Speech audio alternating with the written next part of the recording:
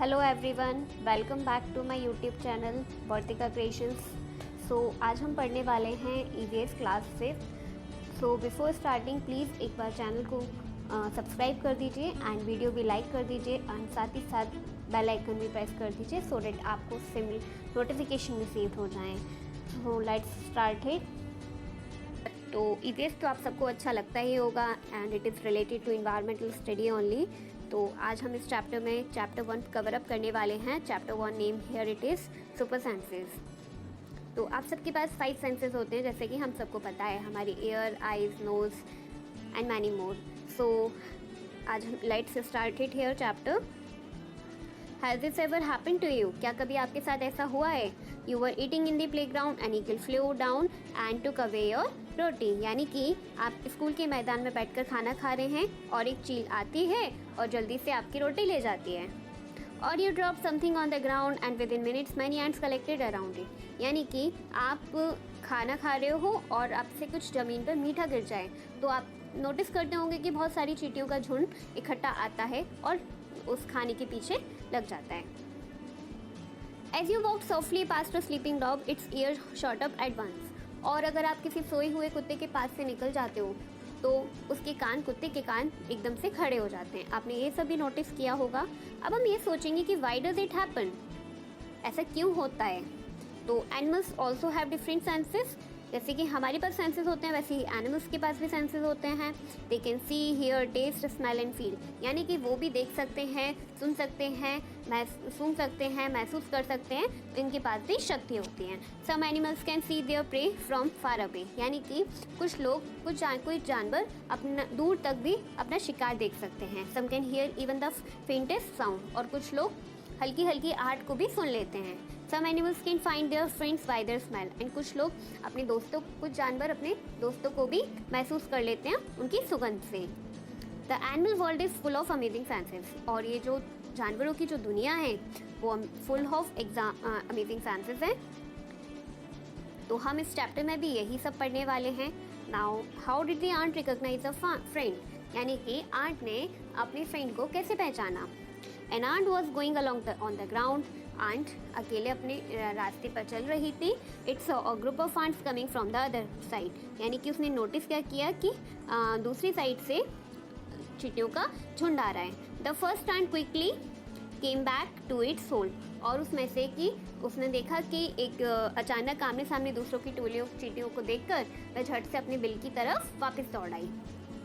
The ant guarding the hole recognized it and let it in। यानी कि उसने जब चींटियों का वो झुंड देखा तो वो फिर अपने बिल में चली गई। Think and tell। How did the ant know that the other ants were not from its group? यानी कि आपको ये बताना है कि आंट को कैसे पता चला कि वो अदर आंट्स है, वो उसके ग्रुप में से नहीं है। देखो अब इसका आंसर क्या होगा, सिंपल। आंट्स आपको भी पता है चींटियाँ सुन सकती हैं, देख सकती हैं और स्मेल भी, सूंघ भी सकते हैं। तो वो फील कर सकती हैं और उनके सेंसेस को भी जैसे कि और एनिमल्स करते हैं ऑन दिस अर्थ, तो वो सब भी चींटियाँ भी ये सब कर सकती हैं। तो इसी तरीके से उस चींटी को पता चल गया कि ये जो चींटियों का जो झुंड आ रहा है वो उसके ग्रुप में से नहीं है। How did the guard ant recognise this ant. यानी कि गार्ड आंट ने कैसे रिकॉग्नाइज किया इस आंट को। तो द गार्ड आंट ने क्या किया, स्मेल किया होगा and recognised her. Now try this and write. अब आपको ये ट्राई करना है और इसमें लिखना भी है। आपके जो बुक में जो क्वेश्चन आंसर्स दिए हुए हैं, वैसे तो इन सबकी क्वेश्चन आंसर्स की पीडीएफ मैंने आपको प्रोवाइड कर दी है, बट फिर भी एक बार मैं वर्बली आप सबको यहाँ बता देती हूँ सो डेट ये चैप्टर हमको अच्छे से समझ में आ जाएगा। Now drop some sugar, jaggery or anything sweet on the ground. Wait until the ants come here. यानी कि आप कुछ चीनी के कुछ दाने, शक्कर के कुछ दाने या फिर गुड़ या कोई मीठी चीज़ ज़मीन पर रखो। अब आप इंतज़ार करोगे चींटियों के आने का। तो अब देखो क्या होता है। How long did it take for the ants to come. तो आंट्स को कितना टाइम लगता है वहाँ पे आने के लिए, चींटियों को कितना टाइम लगता है खाने पर लगने के लिए, 20 minutes. Did one ant come first or a group of ants came together. तो क्या होता है, पहले एक चींटी आती है और उसके बाद में बाकी की सारी चींटियाँ उसके पीछे पीछे आ जाती हैं। What did the ants do with the food? अब ants क्या करती हैं फूड के साथ, क्या करती हैं वो फूड्स के साथ, वो अपने बिल में लेके चली जाती हैं। Where do they go from there? वो अपने बिल में जाती हैं। Do they move in a line? Yes, they move in a line. इसका आंसर क्या होगा? Yes. Now carefully without harming the ants block their path for a while with a pencil. अब आप ध्यान से बिना किसी चींटी को नुकसान पहुंचाए उस कतार के बीच में पेंसिल से घुसते चींटियों का रास्ता रोको। तो देखो, now observe how do the ants move. अब वो चींटियां कैसे मूव करेंगी? तो चींटियां, पहली बात तो चींटियां आपने अगर घर पे अपनी नोटिस किया होगा तो चींटियां किस लाइन में आती हैं? वो एक सिंपल लाइन में फॉलो होती रहती हैं, मतलब वो एक सिंपल लाइन में चलती रहती हैं। तो वो भी ants कैसे मूव करेंगी? They will move in a line. Many years ago, a scientist did many experiments like this। यानी कि बहुत साल पहले एक वैज्ञानिक ने, साइंटिस्ट को हम हिंदी में क्या कहते हैं? वैज्ञानिक। उन्होंने कई तरह के प्रयोग किए थे। He found out that as the ants move, they leave a smell on the ground। यानी कि उन्होंने ये चीज़ डिसाइड मीन्स कंक्लूजन पे आए कि जब वो पहुँचे कि चींटियाँ चलते समय ज़मीन पर कुछ ऐसा छोड़ती हैं जिससे सूंघकर पीछे आने वाली चींटियों को रास्ता मिल जाता है। तो यहाँ पे लिखा भी है the other ants follow the smell to find the way. अब आप भी सोचते हो कि घर पे जैसे कि कोई खाना गिर जाता है तो चलो चींटियाँ आ गई, एक चींटी आ गई, बट इतनी सारी चींटियाँ इकट्ठी कैसे आती हैं? तो वो क्या करती हैं, वो कुछ छोड़ देती हैं ज़मीन पे, तो जिससे कि बाकी चींटियाँ वो फॉलो करके उस चींटी के पीछे पीछे आ जाती है। Now can you guess why the ants behaved like that when you block their path? यानी कि क्या आप बता सकते हो जब तुमने किसी पेंसिल से चींटियों का रास्ता रोका तब उनके ऐसे व्यवहार का क्या कारण था? Some male insects can recognize their females by their smell। यानी कि कुछ इंसेक्ट्स, कुछ कीड़े मकोड़े वो रिकॉग्नाइज कर लेते हैं, जो कि मेल इंसेक्ट्स होते हैं वो रिकॉग्नाइज कर लेते हैं फीमेल को by their smell. Have you ever been troubled by mosquitoes? अब हम बात करेंगे कि क्या आप कभी मच्छरों से परेशान हुए? ऑफ कोर्स हुए हैं। हमको अगर घर पे बैठे रहते हैं हमें कितने सारे मच्छर काट जाते हैं, कभी कभी हमको भी नहीं पता पड़ता। Just think how do they know where you are. अब ये सोचो कि उन्हें कैसे पता चलता है कि आप कहाँ पर हो। अभी हमने पढ़ा था आंट्स के बारे में, अब हम पढ़ रहे हैं मॉस्किटोज के बारे में, यानी कि मच्छरों के बारे में। Mosquitoes can find you by the smell of your body. अब मॉस्किटोज कैसे पहचान लेते हैं? वो आपकी बॉडी की स्मेल से पहचान लेते हैं, यानी कि वो आपके शरीर की गंध को खासकर पैरों के तलवे की और तुम्हारे शरीर की गर्मी से तुम्हें ढूंढ लेते हैं। तो यहाँ पे लिखा भी है, they also find you by the smell of the sole of your feet and the heat of your body. अब आपसे कोई पूछे कि मॉस्किटोज आपको क्यों काटते हैं और कैसे पहचान लेते हैं कि वो आप कहाँ हैं, तो आप उनको ईजिली बता सकते हैं। वो हमारी स्मेल को सुनकर हमारे पास आ जाते हैं। Now have you ever seen a dog sniffing here and there? What do you think it is trying to smell? यानी कि क्या आपने कभी नोटिस किया है कि कुत्ते को इधर उधर कुछ सूंघते हुए देखा है? सोचो कुत्ता क्या सूंघता होगा, यानी कि आपको ये सोचना है कि कुत्ता क्या सूंघता होगा। Dog mark out their own area on the road. यानी कि सड़कों पर कुत्तों की भी अपनी जगह बटी होती है। They can make out if another dog has come into the area by the smell of its urine और पॉटी। यानी कि एक कुत्ता दूसरे कुत्ते के टॉयलेट को, यानी कि यूरिन को गंध से जान लेता है और उसके इलाके में बाहर का कुत्ता आया था। नाउ अब आपको ये अपनी बुक में राइट करना है, in what ways do human beings make use of this special sense of smell of dogs. यानी कि हम कुत्तों के सूंघने की शक्ति का इस्तेमाल कहाँ कहाँ करते हैं। तो कहाँ कहाँ करते हैं आपको भी पता है कि डॉग्स का हम कहाँ कहाँ यूज़ करते हैं। अगर हमारा कभी कोई चीज़ लॉस्ट हो जाए, यानी कि हमारे घर में कभी चोरी हो जाए, तो सबसे बेस्ट वे जो होता है वो हम किसी कुत्ते के थ्रू वो उस सामान को ढूंढ सकते हैं, क्योंकि वो कुत्ता स्माइल करेगा। जो भी पर्सन आया था चोरी करने वो स्माइल करेगा वहाँ पे, उसके थ्रू फॉलो करते करते वो कुत्ता उस जगह पहुँच जाता है जहाँ पे वो जो चोर है वो जहाँ पे वो चोर हमारा सामान लेके गया है। तो इसलिए हम डॉग्स का यूज़ वहाँ कर सकते हैं। Now when do you find your sense of smell helpful to you. यानी कि आप किन किन मौक़ों पर तुम्हारी सूंघने की शक्ति तुम्हारे काम आती है। List some examples like to know by its smell that food has gone bad और दैट समथिंग इज़ बर्निंग। यानी कि अगर आप कुछ जल रहा है घर में खाना बन रहा है और वो कुछ खाना जल रहा है, तो आप कैसे किसी चीज़ के जलने का पता चलाना कैसे लगा सकते हो, ये आपको बताना है। Name the animals that would you be able to recognise only by the smell without seeing them.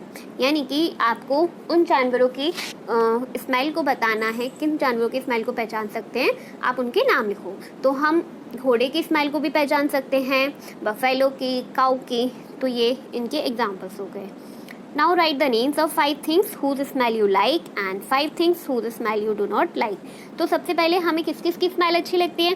हमें फ्लावर्स की स्मेल अच्छी लगती है, हमें परफ्यूम की स्मेल अच्छी लगती है, हमको पाउडर की भी स्मेल अच्छी लगती है कभी कभी, राइट। और टूथपेस्ट की भी, मुझे तो टूथपेस्ट की भी स्मेल बहुत अच्छी लगती है। और मुझे स्मेल किस किस की पसंद नहीं है? ऑफ कोर्स मुझे गार्बेज की यानी कि कचरे की स्मेल पसंद नहीं है, और खाना, सड़ा हुआ खाना जो होता है उसकी स्मेल पसंद नहीं है, टॉयलेट, एंड अगर कोई रैट चूहा मर जाता है तो मुझे वो भी पसंद नहीं है। तो ये आपको अपनी बुक में लिखना है। Now discuss. अब हम डिस्कस करेंगे, do the clothes of any of your family members smell. यानी कि आपके घर में किसी के कपड़ों में से स्मेल आती है क्या, बैड स्मेल, और किसकी आती है? तो ये आप अपने आप गैस कर सकते हैं और बता भी सकते हैं। और did you ever come across any smell in a crowded place such as a fair, bus, train. यानी कि कभी किसी भीड़ से भरी जगह जैसे मेले में, बस में, ट्रेन आदि में तुम्हें गंध का एहसास हुआ है? बताओ कैसे लगा? तो ये आपको बताना है। नाउ वाई सो। ऑफकोर्स हमें यहाँ बदबू तो स्मेल तो आती है, कभी कभी हमारे कपड़ों में से भी स्मेल आती है। तो अब हम ये पता करेंगे कि ऐसा क्यों होता है। Today Rajni had to go out for some important work. यानी कि आज रजनी को जरूरी काम से बाहर जाना है। She had to leave her 6 months old son Deepak with her sister Sushila. तो रजनी ने क्या किया, उसने अपने 6 महीने के लड़के को उसकी बहन के पास, सुशीला के पास छोड़ दिया। Sushila also has a baby of the same age. And जो रजनी की जो बहन थी सुशीला, उसके पास भी बेबी था, और जो कि उसके सन की बराबर था। It was funny that both babies did potty and at the same time. यानी कि ये बहुत फनी था कि दोनों बच्चों ने एक टाइम पर पॉटी कर दी। She happily cleaned her daughter but when she was cleaning her sister son Deepak she covered her nose with her dupatta. यानी कि जब वो अपने बेबी की पॉटी साफ कर रही थी, क्लीन कर रही थी, तो उसको तब उसने हैप्पीली कर दिया। बट जब उसके सिस्टर के सन की पॉटी क्लीन कर रही थी तो उसने अपनी नोज़ को अपनी दुपट्टा यानी कि स्कार्फ से कवर अप कर लिया। ये आपको इमेज में शो हो रहा भी होगा, राइट। तो थिंक एंड डिस्कस। अब हम सोचेंगे और ये पता करेंगे कि ये सब क्या होता है। Sushila covered her nose when she clean Deepak's nappy but not when she clean her daughter. यानी कि सुशीला ने कवर्ड कर ली अपनी नोज़, कब कवर्ड कर ली उसने कपड़े से, जब वो अपने सिस्टर के लड़के की पॉटी क्लीन कर रही थी। बट उसने तब नहीं की जब वो अपनी डॉटर की कर रही थी। Why do you think she did this? अब आप how do you feel when you walk near a heap of garbage. यानी कि जब तुम कूड़े के ढेर से पास के गुजरते हो तो वहाँ भी बहुत बेकार स्मेल आती है। Think of the children who spend the whole day picking things from such garbage. And हम उन बच्चों के बारे में सोचेंगे जो दिन में कई घंटे इसी कचरे के ढेर में से चीज़ें बीनते हैं। आपने कभी रोड पे देखा होगा कि गार्बेज में से काफ़ी बच्चे, छोटे छोटे बच्चे चीज़ें बीनते हैं। तो is the smell good or bad for everyone in the same way or does it depend on how each one feels about it? यानी कि जो स्मेल है, गुड, जो भी गुड और बैड, क्या वो सबके लिए सेम रहती है या फिर डिपेंड करती है सबकी अलग अलग फीलिंग पे। अब हम देखेंगे इस चैप्टर में। Let's see. Right the name of a bird which has eyes in front of its head like in humans. यानी कि आपको ऐसे पक्षी का नाम लिखना है जिसकी आंखें सामने की तरफ होती हैं। तो सामने की तरफ होती हैं लाइक इन ह्यूमंस, तो वो क्या आंसर क्या होगा इसका? Owl. Okay. Write the names of some birds which have eyes on either side of the head. What is the size of their eyes as compare to the size of their head. यानी कि ऐसे कुछ पक्षियों के नाम लिखने हैं जिनकी आंखें सिर के दोनों तरफ होती हैं। इन पक्षियों की आंखों का आकार उनके सिर की तुलना में कैसा होता है? तो आंसर क्या होगा? स्पैरो जस्ट लाइक चिड़िया, क्रो है, पैरेट है, तो ये सब इसके एग्जाम्पल्स हो जाएंगे। Now most of the birds have their eyes on either side of the head. यानी कि ज़्यादातर पक्षियों की आंखें उनके सिर के दोनों तरफ होती हैं। Their eyes can focus on 2 different things at a time, और उनकी आंखें एक ही चीज़ों पर नज़र डाल सकती हैं अलग अलग time. When they look straight ahead, और जब वो स्ट्रेट अहेड यानी कि वो जब बिल्कुल सामने देखते हैं, both their eyes focus on the same object, तब इनकी दोनों आंखें एक ही चीज़ पर होती हैं। You must have seen birds moving their neck very often, तुमने देखा होगा कई पक्षी अपनी गर्दन बहुत ज़्यादा हिलाते हैं। डू यू नो वाई, क्या आपको पता है ऐसा क्यों होता है? In most of the birds eyes are fixed and can not be move, यानी कि ज़्यादातर पक्षियों की आँखों की पुतली मीन्स जो आइज़ होती हैं वो घूम नहीं सकती, वे अपनी गर्दन घुमाकर ही आसपास देखते हैं। तो जैसे कि ये इमेज में आपको शो हो रहा भी होगा, वो अपनी गर्दन को हिला झुका रहे हैं, जो घुमा रहे हैं, और तभी वो देख पा रहे हैं। Now looking with one or both eyes, close your right eye or cover it with your hand. अगर आप अपनी राइट आई को मीन्स राइट साइड की आँख को बंद करेंगे अपने हाथों से, tell your friend to stand to your right, और अगर आप अपने फ्रेंड को बोलोगे कि वो बिल्कुल आपके राइट साइड में खड़ा हो जाए एट सम डिस्टेंस, कुछ दूरी पर, and ask him to do some action, wave hand या शेक हैंड। ठीक है, तो could you see your friend's action, तो क्या आप बिना गर्दन घुमाए अपने साथी के एक्शन को देख पाते हो? तो आंसर क्या होगा इसका? No. Now try to look at your friend's actions with both our eyes open but without moving your neck. नाउ अगर आपको दोनों आंखें खोलकर बिना गर्दन घुमाए अपनी राइट साइड खड़े साथी के एक्शन को देखो, तो जो देखने वाली जो जगह होती है वो क्या हो जाती है? इंक्रीज हो जाती है, और जब हम दोनों आंखों से देखते हैं। What was the difference on looking with one or both eyes? तो इसमें क्या डिफरेंस होता है जब हम आइज़ को देखते हैं दोनों आँखों से? तो ये सब आपको खुद से डिफरेंस आपको ये सब PDF में आपको प्रोवाइडेड है, तो आप उससे ईजिली कर सकते हैं। Now toss a small ball और a coin and try to catch it. आपने अगर कोई बॉल को या किसी छोटे सिक्के को उछालकर पकड़ने का खेल खेला हो, try this with your eyes open, और आपने अपनी दोनों आंखें खोलकर ये करने का प्रयास किया हो। Then close the one eye and try to catch it, और अगर आपने एक आंख बंद कर ली और उसके बाद उसको कैच करने की पकड़ने का प्रयास किया, तो क्या होगा? When was it easier to catch, यानी कि किसी स्थिति में उसे पकड़ना आसान लगा। तो इस मीन्स अब दोनों आंखें खोलकर सिक्का पकड़ना क्या होगा? आसान होगा। अगर हम किसी एक आंख को बंद करके पकड़ेंगे तो वो हमारे लिए डिफ़िकल्ट हो जाएगा। Imagine how would be have to have a eyes in place of your ears, यानी कि अगर आपकी आंखें आपकी कानों की जगह होती what would you be able to do then which you can not do now, यानी कि अगर ऐसा होता तो आप क्या करते? तो जैसे कि चीज़ों को साफ देख सकता है अपने दाएं और बाएं तरफ से, यानी कि अगर हमारी आंखें कानों की जगह होती तो हम चीज़ों को क्लियरली अच्छे से देख पाते।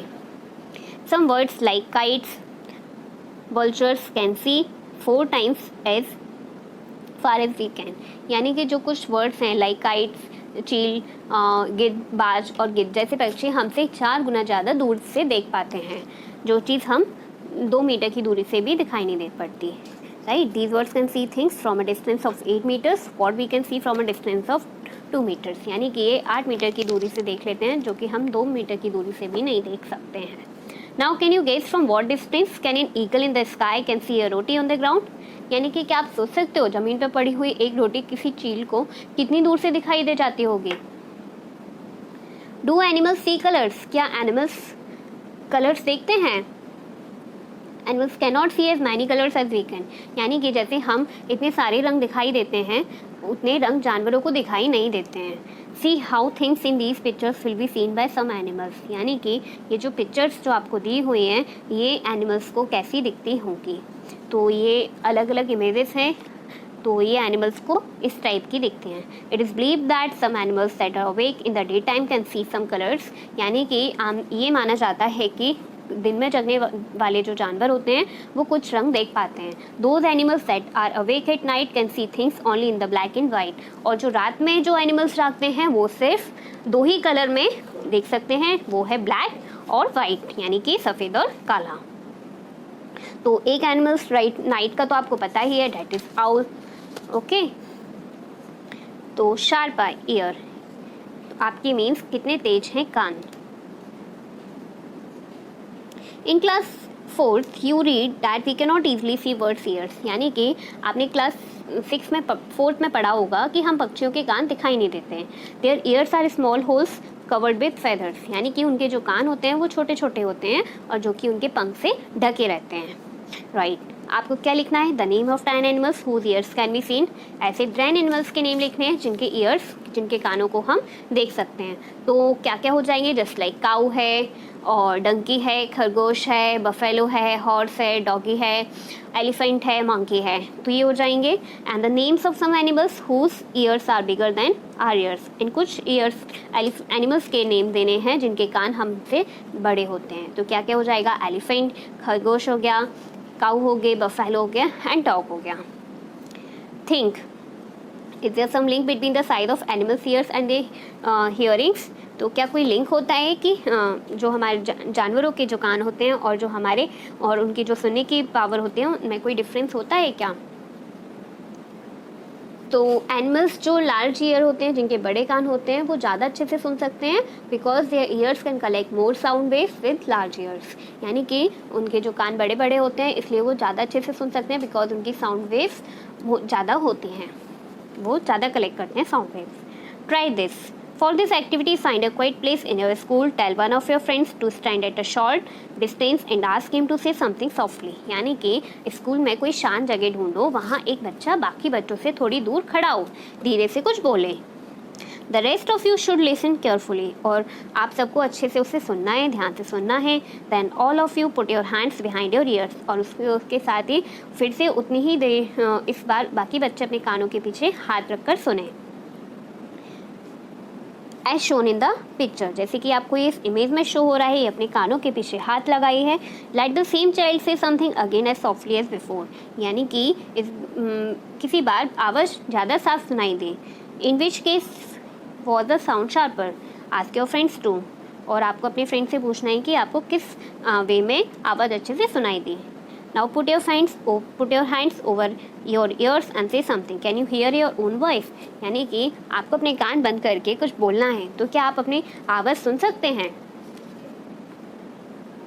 Now sit near a desk. Tap the desk once with your hand. जैसे कि आपको इस इमेज में शो हो रहा होगा, यानी कि आपको अपने एक बार डेस्क को बजाओ, कैसी आवाज़ आती है ये सब आपको पता करना है। अब जैसे कि इस पिक्चर में दिखाया है कि वैसे ही डेस्क पर कान लगाओ, एक बार फिर अपने हाथ से डेस्क बजाओ, कैसी आवाज़ आती है, क्या दोनों आवाज़ों में कुछ अंतर है? तो ये आपको पता चेक करके देखना है। This is how snakes hear, यानी कि सांप भी कुछ ऐसे ही सुन पाता है। They do not have external years which you can see, उनके पास ऐसे एक्सटर्नल ईयर्स नहीं होते हैं, मीन्स बाहरी कान नहीं होते हैं, ज़मीन पर हुए कंपन को ही वह सुन पाता है। They only feel the vibrations on the ground, जो वाइब्रेशंस होती है ना ग्राउंड में उनको ही सुन पाता है। साउंड सेंड्स मैसेज, यानी कि आवाज़ें अलग अलग मैसेजेस देती हैं। High up on a tree a langur warns other of dangers like a tree और लेपर्ड, यानी कि जंगल में ऊंचे पेड़ पर बैठा लंगूर पास आती मुसीबत जैसे कि शेर हुआ, चीता हुआ को देखकर एक खास आवाज़ निकालता है। The langur does this by making a special warning call, अब वो अपने इस आवाज़ निकालकर अपने साथियों को संदेश देता है। Birds also give alarm calls to warn about the danger, यानी कि कुछ अच्छी अलग अलग खतरों के लिए भी आवाज़ें निकालते हैं। Some birds even have different sound for different kinds of danger, और कुछ बर्ड्स यानी कि कुछ पक्षियों की भी अलग अलग आवाज़ होती है बुलाने के लिए। For example there is a different warning call if the enemy is coming from the sky or if the enemy is on the ground, यानी कि जैसे उड़कर आने वाले दुश्मन के लिए एक तरह की आवाज़ और ज़मीन पर चलकर आने वाले के लिए दूसरी तरह की आवाज़। Fishes give alarm call by electric signals, और जो मछलियाँ होती हैं वो कैसे सिग्नल देती हैं, यानी कि खतरे की चेतावनी देती हैं एक दूसरे को, वो बिजली के इलेक्ट्रिक सिग्नल से देती हैं। Some animals start behaving in a different way when an earthquake or storm is about to come, और जब कोई earthquake आता है यानी कि भूकंप या तूफान आता है तो कुछ जानवर आने से कुछ समय पहले अजीब हरकतें करने लगते हैं। People who live in forest can observe such behavior of animals come to know of the danger, और जो लोग रहते हैं फॉरेस्ट में यानी कि जंगलों में जो लोग रहते हैं वो ऑब्जर्व कर लेते हैं जानवरों के बिहेवियर से कि कुछ डेंजर यानी कि भूकंप आने वाला है। In December 2004, few tribes that live in the forest of the Andaman Island noticed the animals behaving in a different manner. यानी कि 2004 दिसंबर में जब सुनामी आई थी तो उस समय कुछ समय पहले जानवरों के अजीब व्यवहार और उनके द्वारा दी गई चेतावनी भरे आवाज़ों को अंडमान की एक खास आदिवासी जाति समझ गई. So they moved away to a safer part of the island. इसलिए वो एक सेफ जगह पे यानी कि सुरक्षित इलाके में पहुंच गए. Soon after the island were hit by the tsunami but these people were saved. यानी कि आइलैंड जो था पूरा वो सुनामी से डिस्ट्रॉयड हो गया था, वो नष्ट हो चुका था, बट जो लोग थे वो बच गए वहाँ पे. Dolphins also make different sounds to give messages to each other. यानी कि जो डॉल्फिन्स होती हैं, जो कि डॉल्फिन्स हमारी इस टाइप की होती हैं, वो भी डिफरेंट साउंड्स देती हैं की तरह अपना मैसेजेस देती हैं, यानी कि संदेश देती हैं. Scientist believe that many animals have a special language to their of their own. यानी कि जो वैज्ञानिकों का ये मानना है कि कई जानवरों की अपनी पूरी भाषा है. आपको अब क्या लिखना है? Can you understand the sound of some animals? क्या आप कुछ जानवरों की आवाज़ों को समझ सकते हैं? Yes, I can understand the sounds of a few animals like dog, cat, cow etcetera. इन सब की आवाज़ों को तो आप अच्छे से जानते ही हो. Do some animals understand your own language and your language which ones? यानी कि कुछ एनिमल्स क्या आपकी लैंग्वेज समझ सकते हैं? यस, जो कोई पालतू जानवर होते हैं, यानी कि जैसे कि आपके अगर घर में कुत्ता पला हो तो वो आपकी आवाज़ को समझ सकता है. और काऊ है, पिजन है, पैरट है, ये सब आपकी आवाज़ को समझ सकते हैं और जेस्चर्स को भी समझ सकते हैं. से it with sounds just like words and dolphins you can also make your own language or sounds for giving messages. यानी कि जिस तरह पक्षी पर अलग अलग बात के लिए अलग अलग आवाज़ें निकालते हैं, उसी तरह तुम भी अलग अलग बातों के लिए आवाज़ों की भाषा बना लो.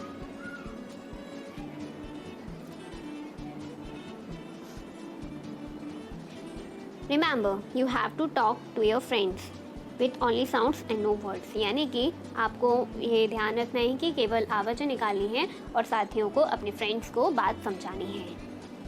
How and when will you need to give an alarm call? For example, when the teacher is coming to the classroom. यानी कि किन बातों के लिए चेतावनी संदेश भेजना चाहोगे? जैसे कि कभी क्लास में जो टीचर आता है. Sleeping, walking. Some animals go into a long deep sleep in certain seasons then they are not seen for many months. यानी कि बहुत से जानवर कभी कभी खास मौसम में एक लंबी गहरी नींद में चले जाते हैं. लंबी भी इतनी कि कई महीनों तक भी वो दिखाई नहीं देते. Have you ever noticed that during the cold season you cannot see any lizard in the house? यानी कि आपने कभी नोटिस किया है क्या छिपकलियाँ कोल्ड सीजन में आपके घर में दिखाई नहीं देती, वो गुम हो जाती हैं. Where do you think they have gone? आप सोच सकते हैं वो कहाँ गए होंगे. तो ऑफकोर्स जो अभी हमने पढ़ा कि वो एक डीप स्लीप में पहुंच जाते हैं, इसलिए वो हमें कभी कभी कुछ सीजन्स में कुछ मंथ्स तक दिखाई वो नहीं देती. Sloth. It looks like a bear but is not. It is a sloth. यानी कि ये भालू जैसा दिखता है पर भालू नहीं है. ठीक है. It spends almost 17 hours a day sleeping while hanging upside down on a tree branch. यानी कि ये जो करीब 17 hours यानी कि 17 घंटे तक पर पेड़ों से उल्टे सिर लटकाकर मस्ती से सोते हैं. The sloth eat the leaves of the same tree on which it lives. और बाकी की जो ट्री की जो पत्तियाँ होती हैं ये वो खा जाते हैं. It hardly needs anything else. और उसके बाद इन्हें किसी की ज़रूरत नहीं पड़ती है. When it has eaten enough leaves from that tree, it moves to the nearby tree. यानी कि इन्हीं इसलिए जब ये अपने पेट के सारे पत्ते खा लेते हैं तभी वे पास के पेट पर जाते हैं. Sloths live for about 40 years और इनकी लाइफ यानी कि इनकी ज़िंदगी पूरे जीवन ये कितना जीते हैं 40 years तक जीते हैं. And in that time they move around only 8 trees. यानी कि और उस टाइम पर ये सिर्फ 8 पेड़ों पर घूमने की तकलीफ उठाते हैं. Once a week it comes down from the tree to relieve itself. From the tree to relieve itself. यानी कि सिर्फ एक बार ये पेड़ से उतरते हैं और अपने आप को रिलीफ फ्री करते हैं. अब ये कुछ टाइम दिया हुआ है. Time for which sloth is awake. यानी कि स्लॉथ का जागना 24 आवर्स होते हैं पूरे. 18 आवर्स 6 आवर्स स्लीपिंग टाइम होता है इनका और 18 आवर्स से जागते हैं. राइट. तो if you want to show a sloth daily routine sleeping and walking in a 24-hour clock, this is what the clock would look like. यानी कि अगर आप देखो कि स्लॉथ का डेली रूटीन तो क्लॉक हमारी इस टाइप की शो होगी। How will you show the clock for a house lizard in winters, और यानी कि जब छिपकलियों को अगर आप सर्दियों की में देखेंगे तो ये हमारी जो वॉच है इस टाइप से दिखेगी।